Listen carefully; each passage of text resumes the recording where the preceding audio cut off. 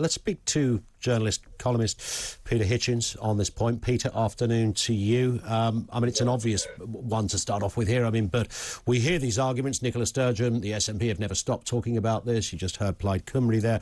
Very rarely do we really get much of an uptake on the debate about an independent England. No, I think that's a pity.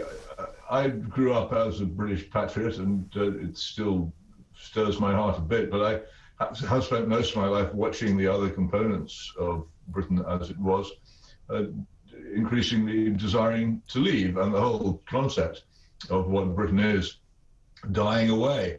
And so now I feel I'm really compelled, whether I want to or not, to resort to the much deeper music within English people of English patriotism. And I don't see why we should scrabble frantically to hang on to neighbouring nations which seem so keen to leave us. If they want to leave, then let them do so. And my view would very much be to leave a light burning, so if they ever wanted to come back, it would be easy.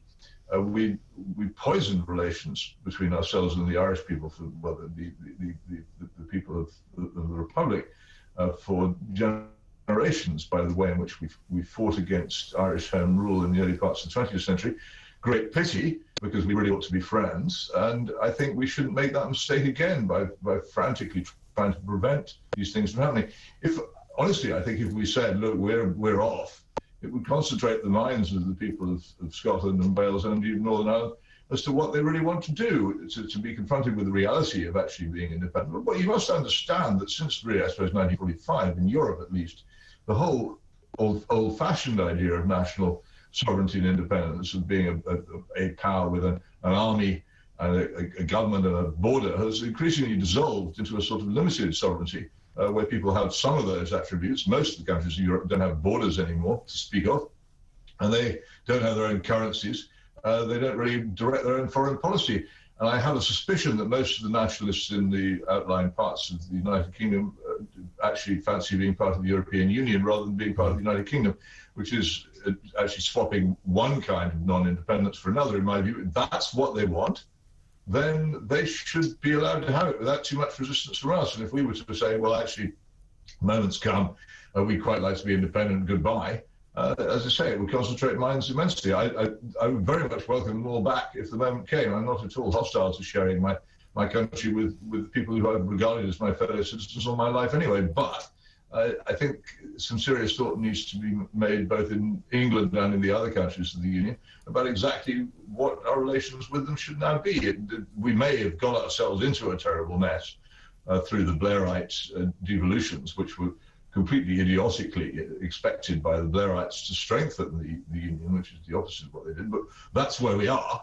We cannot now pretend that the events which have happened since then haven't happened. There is now a parliament in Edinburgh.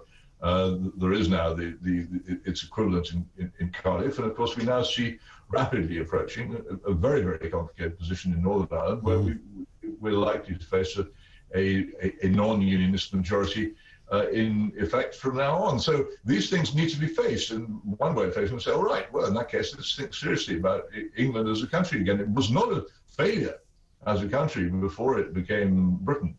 On the contrary, many of its most, how shall I say,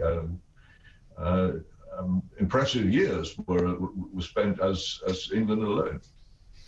Do you sense when you hear Nicola Sturgeon, you heard the voice from Plaid Cymru there, Peter, do you think their arguments are pragmatic and economic, or do you sense they are more emotionally driven? I suspect they're basically emotional, as these things are. I also suspect if I were Scottish and if I were Welsh, I might well tend to be a nationalist, and certainly the same would be the case if I were Irish. I don't, as a patriot, I sympathise instinctively with the patriotism of others.